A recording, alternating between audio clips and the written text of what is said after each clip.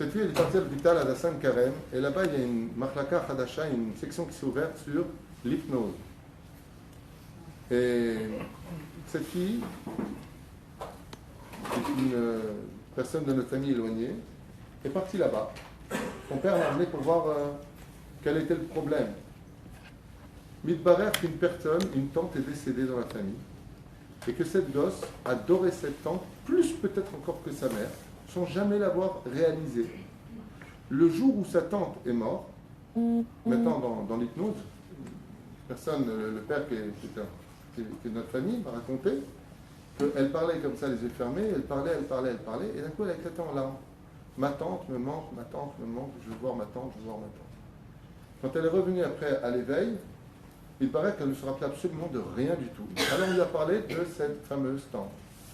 Et le médecin, c'est une femme d'ailleurs qui est religieuse, qui a un kissouille, elle lui a dit, tous les vendredis, vous allez faire quelque chose pour votre tante.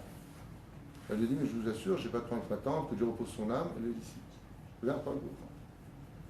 Écoutez bien, elle lui a dit, tu allumeras une bougie pour l'élévation de ton âme, et quand tu feras la frachat chala, tu prélèveras la chala pour elle. Il faut que tu fasses une action pour elle. Elle lui a dit qu'il n'y a pas de problème. Mais il paraît qu'après le premier Shabbat, pas le deuxième, le premier Shabbat, elle a fait ça. Elle a retrouvé le sourire, elle a retrouvé l'envie. Elle s'est mariée, elle a des enfants. D'un coup, elle s'est complètement épanouie.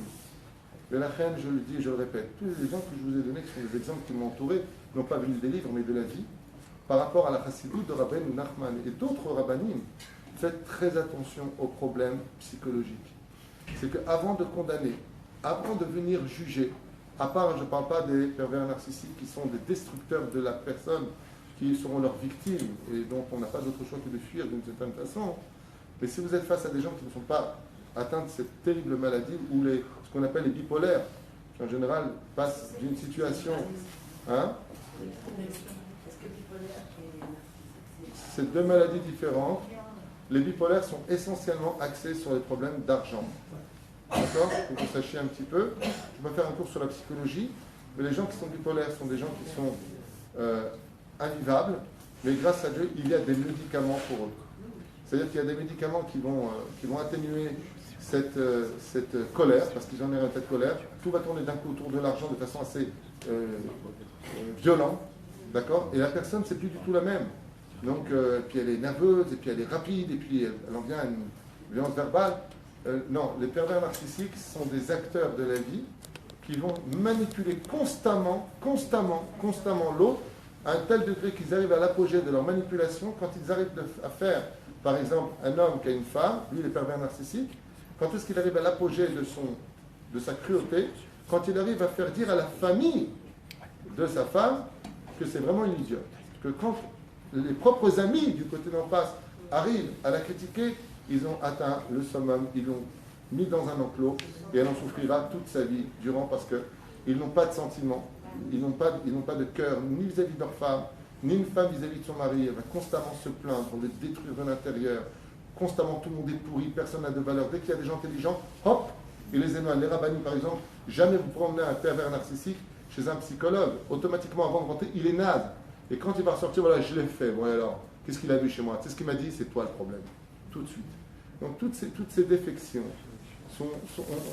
après il faut aller voir un chacham quelle décision prendre. Je ne suis pas là pour dire aux gens ce qu'ils ont à faire, mais d'être victime d'un pervers narcissique, c'est une chose qui est tellement grave que ça peut aller jusqu'à, par exemple, ne pas donner le guet à sa femme par principe, par méchanceté. C'est de la pure méchanceté, il faut le savoir. Les psychologues le disent. Ils n'ont pas de limite à la méchanceté parce qu'ils n'ont pas de cœur. Ils ont glacé dans leur enfance leurs émotions. Il n'y a plus d'émotions. Et quand il donne de l'amour, par exemple, un pervers narcissique, il faut savoir une chose, il n'a jamais aimé sa femme.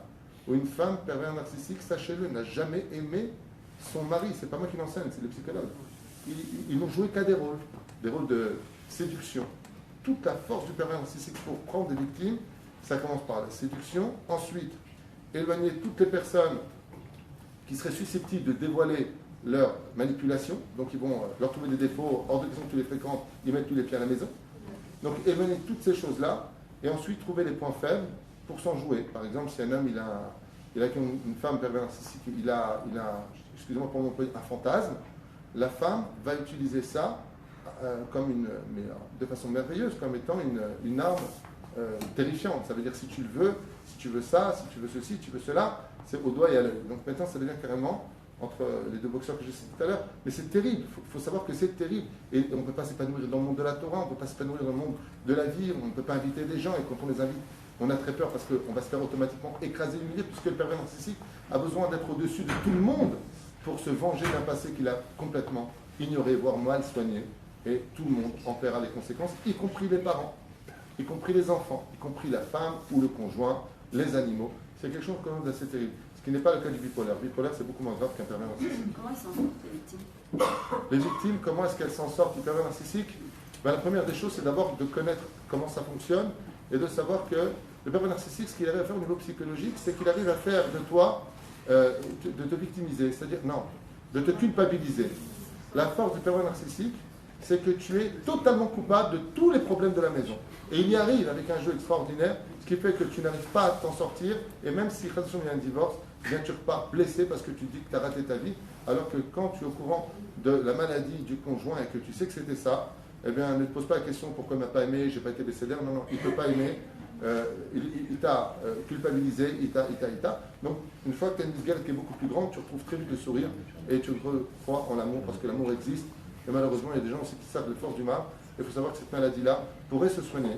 Comme l'a saigné, je vous l'ai dit tout à l'heure, un des plus grands spécialistes dans le domaine, tout simplement, c'est d'écouter ce cours en disant mais va prendre de l'aide, va accepte de prendre de l'aide, essaie d'écouter et essaie de sortir du problème.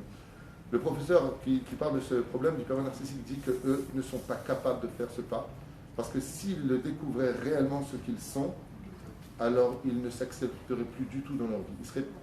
Il faut vraiment un coup très fort, un choc émotionnel très très fort.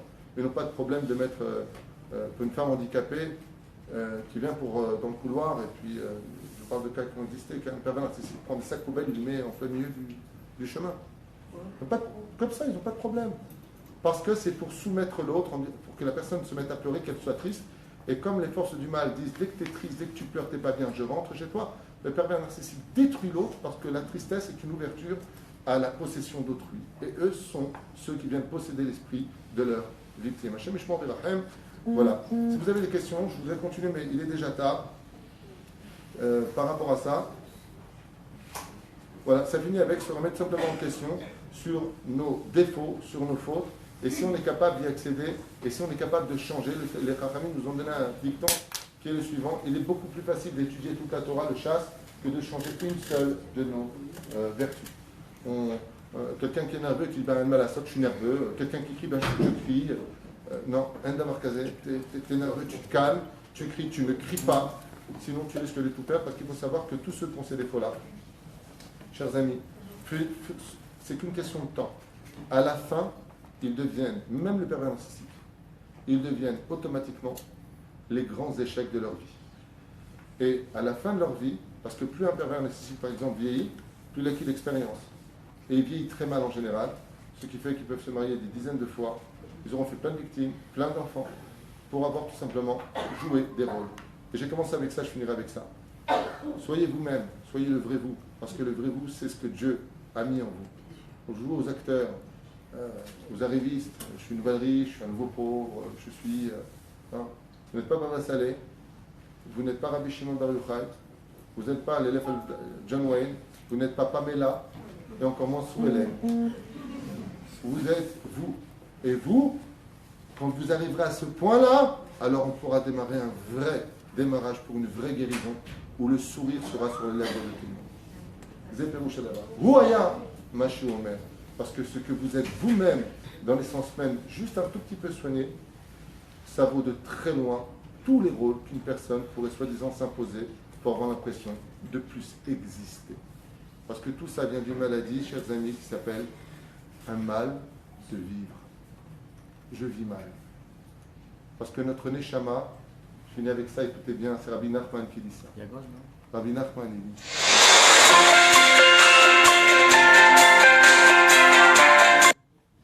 Rabbi Nachman, il dit, qu'est-ce que c'est quelqu'un qui est malade psychologiquement? Ça sert à peine. Il dit, c'est quand la Neshama à l'intérieur qui connaît le Hémet, qui est lui-même, c'est lui, elle est prisonnière dans une prison remplie de clipotes, de mensonges et d'actions, prise de toutes sortes de films, de rôles à jouer, et la Neshama, elle hurle et elle pleure. Et le corps, il lui dit à la Neshama, tu te la fermes. Ça fait, dans la relation avec autrui, toutes ces catastrophes que je viens de vous citer. C'est ça qu'il faut renouer. L'âme et le corps. C'est pour ça que la Torah nous dit, mange bien, dors bien, étudie bien, marie-toi, aie des enfants, profite de la vie, sois positif. Marie, qu'est-ce qu'il veut ton corps? Il veut ça? Donne-lui. Mais quand elle est nida, attends, juste attends. Elle va au mikvé, Baruch Hashem, rencontre ta femme. Tu veux des vacances? Attends. Shabbat, c'est pas fait pour aller à la plage. Il y aura d'autres jours pour ça. Juste place les choses dans un contexte où, comme tu as posé la question, pourquoi on mettait le sel? Je peux te poser la question. Pourquoi on mettait le sel sur la table? Pour la sitra hara, même les yitzhara, il faut savoir lui donner la différence quand? En tant que mitzvah. Maïm achronim, chova, c'est une halakha, on va donner un chalek au yitzhara. Le sel, hamoti lachmin alek, aval, c'est chalek du yitzhara. Savoir donner à notre yitzhara la nourriture qui lui est due dans les conditions prescrites par la Torah. Alors notre neshama et notre corps font le shalom et on est saint de corps et d'esprit.